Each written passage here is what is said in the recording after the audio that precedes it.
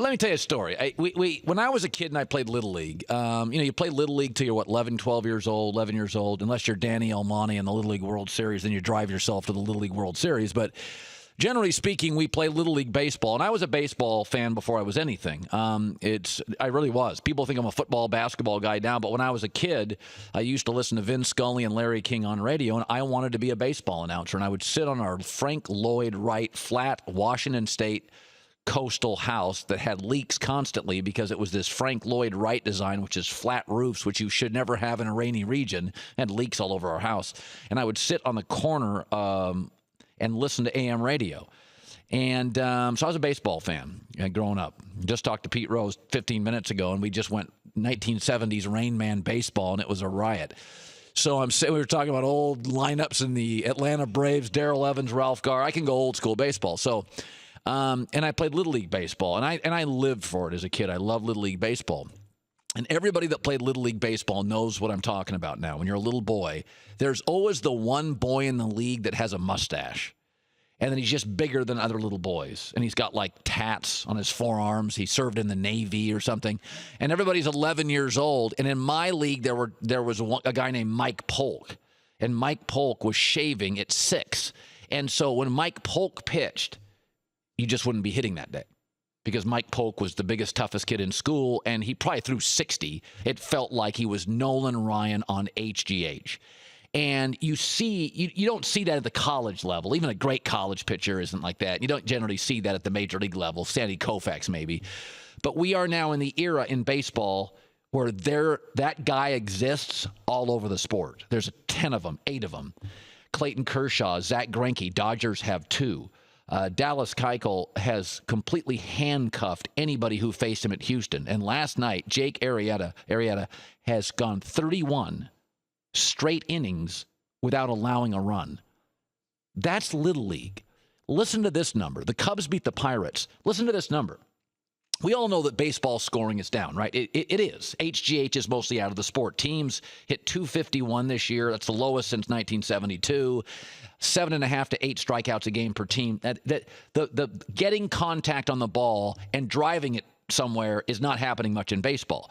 But you're seeing stuff like last night. Jake Arrieta, listen to this stat. When he got ahead of hitters this year, and of course in baseball, you want to get ahead.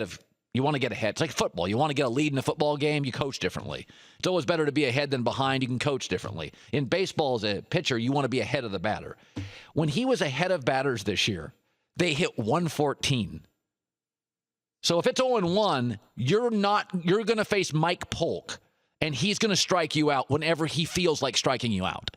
I mean, that last night was 4 singles. That wasn't even competitive. And it's funny for all these Pirate fans, you think he's throwing at you. You don't throw at somebody on the road in a 1-game playoff with a 3 or 4-0 lead.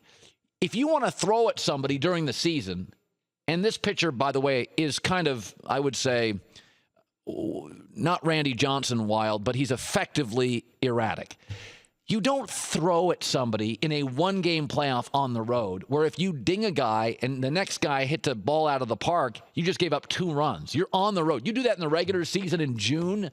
It's like your 16th start. You have a 4-0 lead in the 8th, and you throw at a guy to send a message. So nobody threw at anybody last night except for the Pirates throwing at him later in the game. But what you're seeing now is so dominant because power runs are shrinking because HGH is out. You are seeing these situations like last night where it's not even competitive. It looks like a little league mismatch. Pittsburgh's not making contact, can't drive balls out of the infield. Joe Maddon, who's a baseball encyclopedia manager for the winning Cubs, said this afterwards.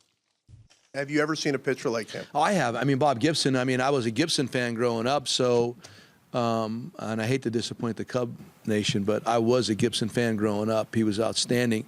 So, I mean, my thought tonight was to attempt to take Jake Arrieta out of that game would have been tantamount to taking Bob Gibson out of a playoff situation or a World Series performance. So, I would say, in my experience as a kid growing up, I saw Mr. Gibson out there tonight.